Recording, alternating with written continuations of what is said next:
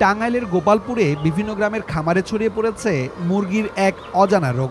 ঝিমাতে ঝিমাতে মারা যাচ্ছে শত শত মুরগি। চোখের সামনে ভেঙে পড়ছে স্বপ্ন। মুরগিগুলা আমার বাচ্চা থেকে নিয়ে মারা গেছে 1650, 1 মাস 4 দিন বয়সে। একদিকে ডিমের দাম কম, অন্যদিকে খাবার, ওষুধ আর ভ্যাকসিনের দামও চড়া। তার ওপর এই অজানা রোগ যেন গোদের ওপর বিস্ফোরা। 1000 মুরগি থেকে 200 মুরগি মারা গেছে। খাদ্য, ডিমের দাম কম, খাদ্যের দাম বেশি, ওষুধপাতির দাম বেশি, ঠিকমতো চিকিৎসা পাচ্ছে না। এই জন্য খামারিরা খুবই ক্ষতিগ্রস্ত। চন্দ্রবাড়ি এলাকার ইয়াসিন, আলিয়াজগর ও ইউনুসের খামারে কয়েকদিন আগেই শুরু হয় ঝিমিয়ে পড়া মুরগির উপসর্গ। চোখের সামনে একে একে মরতে থাকে শত শত মুরগি। মুরগি আছে 6000, হিন্দিকা ডেলি 4-5টা মরে। তারপরে মনে করুন পশু হাসপাতালে নিয়ে গেলে ওই কয়েন খাউল করা, আবার খাওয়াই বাটুন, আবার ওষুধপাতি খাওয়াই, ওই ডাক্তার দেয় ওষুধপাতি খাওয়াই। এটাই মাসে 1.5 লাখ ওষুধ খাওয়াইছে। মুরগি এখনো মনে হয় আজকে 5-6 মরছে। ভাইরাস রোধে মরা মুরগি মাটি চাপা দিয়েও বন্ধ করা যাচ্ছে না সংক্রমণ। পুরো উপজেলায় রোগটি ছড়িয়ে পড়ছে দেধারসে। খামারিরা ক্ষতির বোঝা বইছেন মাথায় করে। মারা গেছে অসুখ তো ডাক্তার জিজ্ঞাসা করলে যে এটা খায়নি, এটা ঠান্ডা লাগছে, নাহলে ভ্যাকসিন দেয় করি। দেশে ভ্যাকসিনে তো কোনো কাজই করে না। ঠান্ডা দেওয়া যায়, কত মরবো, 200টা মরবো, এবার দেখতে দেওয়া যায় ওষুধ খাওয়াতে কত মূর্তি আছে। 1650 বাচ্চা আমার মারা গেছে। আর বড় মুরগি 1000 মধ্যে 500 মারছে, 500 দিচ্ছে। রোগ ধরতে পারে নাই, মেলা ডাক্তারখানায় নিয়ে গেছি।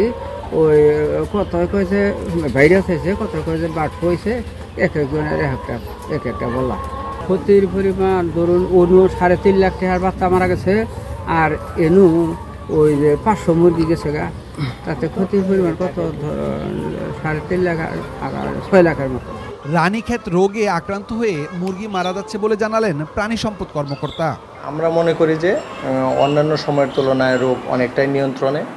আর রোগের কথা যদি বলতে হয়, আমরা বিক্ষিপ্তভাবে কিছু রানীক্ষেত রোগ পেয়েছি, সেগুলো আলহামদুলিল্লাহ এখনও নিয়ন্ত্রণে। আমরা হয়তো আমি ব্যক্তি হিসেবে প্রত্যেকটা খামারে পৌঁছা আসলে ওইভাবে সম্ভব হয় না, তবে আমি নিজেও অনেক খামারে গিয়েছি এবং প্রত্যেকটা খামারেই যেগুলো মোটামুটি বড় এবং ছোট খামারগুলোও কিছু কিছু টাচ করা হয়েছে, তাদেরকে আমরা আলাদাভাবে লিফলেট, পোস্টার জৈব নিরাপত্তা বিষয়ে পৌঁছায় দিয়েছি। আর এখনও সামনে আমাদের আরও পরিকল্পনা রয়েছে যে তাদেরকে নিয়ে আরও ক্যাম্পেইন কি করা যায়। বিশেষজ্ঞরা বলছেন, দ্রুত রোগ শনাক্ত করে ব্যবস্থা না নিলে ক্ষতিগ্রস্ত হবে পুরো জেলার পোল্ট্রি খাত। না, কিন্তু এটা যে কারণে মারা যাচ্ছে মুরগিগুলো পরীক্ষা করলে তো রোগ নির্ণয় করা যাবে যে কেন মারা যাচ্ছে। রোগ নির্ণয় করে এবং সেটা ব্যবস্থা নেওয়া উচিত। এখন ঘটনা হচ্ছে এই সময় কিন্তু অনেক জায়গায় এভিয়ান ইনফ্লুয়েঞ্জা বা রানীক্ষেতের প্রাদুর্ভাব দেখা যাচ্ছে। যদি ওটা হয়ে থাকে তাহলে তো তার ব্যবস্থা আছে বা ভ্যাকসিনেশনের ইস্যুগুলো করা উচিত আর কি। তাহলে খামার থেকে সতর্ক করা যে তারা যেন ভ্যাকসিন ছাড়া মুরগি না করে, ভ্যাকসিন দিতে হবে রানীক্ষেতের আর কি। জেলায় অন্তত 40,000 পোল্ট্রি খামার থাকলেও এই রোগে কতজন ক্ষতিগ্রস্ত হয়েছেন তার কোনো সুনির্দিষ্ট তথ্য নেই প্রাণী সম্পদ দপ্তরের কাছে।